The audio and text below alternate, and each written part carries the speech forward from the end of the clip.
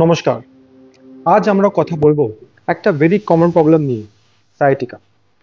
কিন্তু অনেকে জানেন না sciatica আর lumbar radicular pain actually same.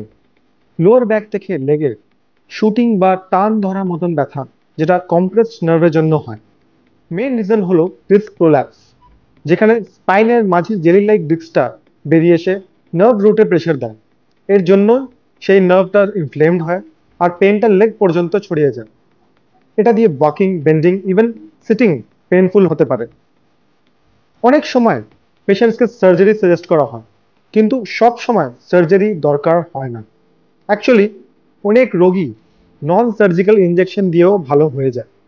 ট্রান্সফরমিনাল epidural steroid injection বা টিএফইএসআই একটা অ্যাডভান্সড ইনজেকশন, যেটা এক্স-রে গাইডেন্সে ওই অ্যাফেক্টেড নার্ভের কাছে দেওয়া হয়।